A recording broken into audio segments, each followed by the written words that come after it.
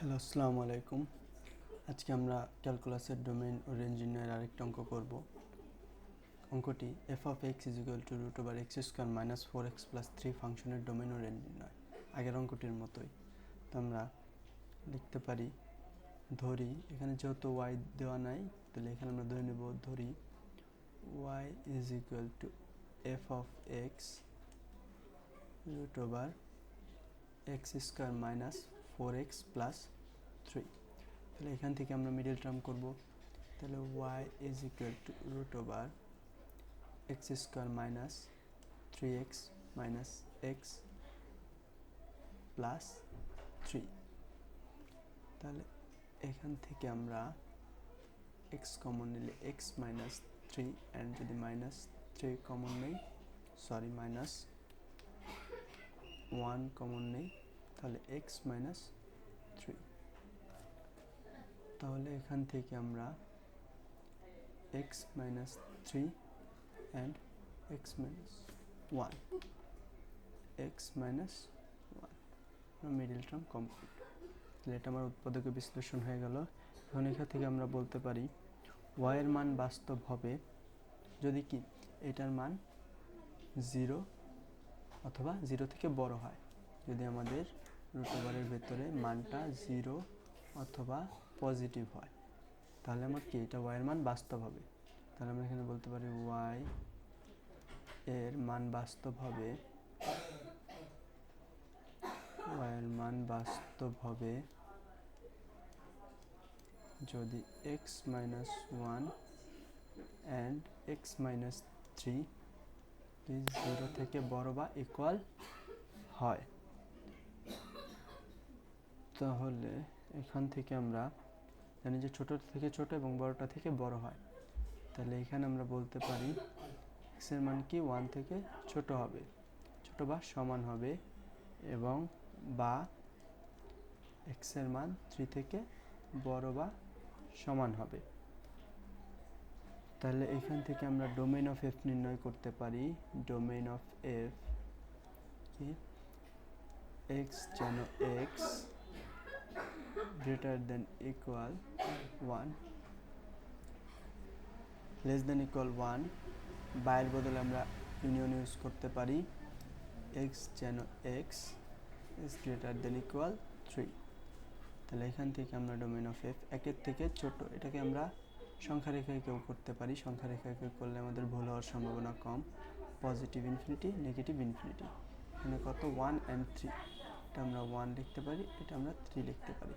তাহলে এক থেকে ছোট হতে পারবে। এক থেকে ছোট সংখ্যাগুলো কি মাইনাসের দিকে এবং বড় সর্বোচ্চ 1। তাহলে মাইনাস ইনফিনিটি এবং প্লাস 1।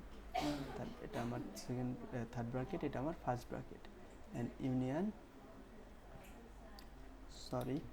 এখানে আমরা 3 এর থেকে বড়, তাহলে পজিটিভ ইনফিনিটি পর্যন্ত এবং 3 পর্যন্ত। তাহলে লোয়ার মানটা আগে, তাহলে 3 অ্যান্ড পজিটিভ ইনফিনিটি। তাহলে পজিটিভ ইনফিনিটিতে ফার্স্ট ব্র্যাকেট এবং 3 এর থার্ড ব্র্যাকেট। তো এটা আমার ডোমেইন নির্ণয় কমপ্লিট। এখন আমাদের রেঞ্জ নির্ণয় করতে হবে। তো রেঞ্জ নির্ণয়ের জন্য আমরা যদি পরে এসে চলে যাই, তাহলে আমাদের আগের মতো আমরা কি y is equal to root over X square minus 4x plus 3 সমীকরণটাকে 1 নং সমীকরণ ধরে নেব। তাহলে সমীকরণটাকে আমরা 1 নং সমীকরণ ধরে নিছি। তাহলে আমরা বলতে পারি 1 নং সমীকরণের মান কি সর্বদা ধনাত্মক বা শূন্য হতে পারবে, কারণ এটা ঋণাত্মক হয়ে গেলে আমাদের মিলবে না। তো আমরা বলতে পারি 1 নংয়ে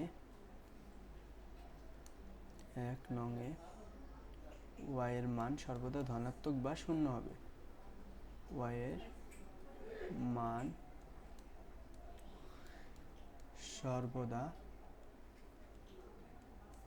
ধনাত্মক বা শূন্য হবে।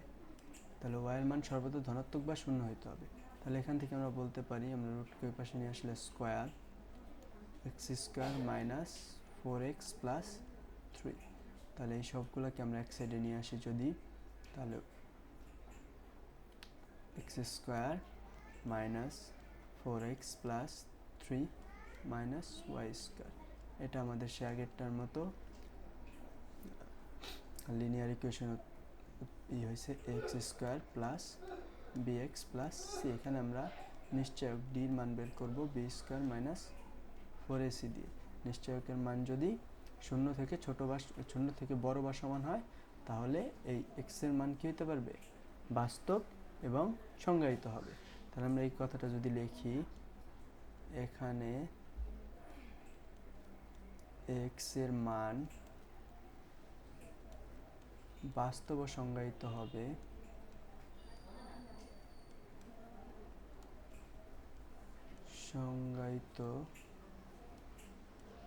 হবে দুইটা ইসে। আমার নিশ্চয়ক যদি নিশ্চয়ক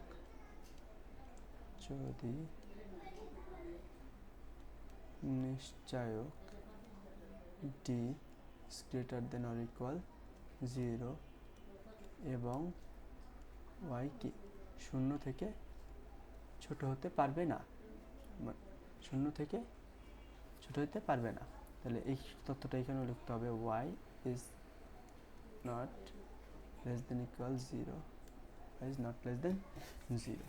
তাহলে এই সত্যটা মেনে চলবে। তাহলে এই শর্তে আমরা যদি এটার সাথে এই নিশ্চয়ককে যদি আমরা এটার সাথে তুলনা করি, তাহলে আমরা বির মান পাবো -4, এর মান পাবো 1 এবং সির মান পাবো 3 মাইনাস ওয়াই স্কোয়ার। তো এখান থেকে যদি আমরা অঙ্কটা এখানে করি নিশ্চয়ক ডি, তাহলে বি স্কোয়ার, তাহলে -4 whole square minus 4 into A into C 3 minus Y square less than equal 0 এবং y is less than 0। তাহলে এখান থেকে 16 minus 4 12 plus 4y square greater than equal 0 এবং y is not less than 0। তাহলে এখান থেকে 4y square plus 4 0, এখান থেকে আমরা y স্কোয়ার প্লাস 1 0। তাহলে এখান থেকে আমরা বলতে পারি y এর মান y গ্রেটার দেন ইকুয়াল 0, কারণ y এর মান যদি এখানে আমরা 0 বসাই সেটার মান 1, অবশ্যই 0 থেকে বড়। y এর মান যদি 1 বসাই অর্থাৎ 0 থেকে বড় যে কোনো মান বসাই, 1 বসাই 2 বসাই, সেটা অবশ্যই কি 0 থেকে বড় হবে, যা উভয় অসমতার জন্য সত্য,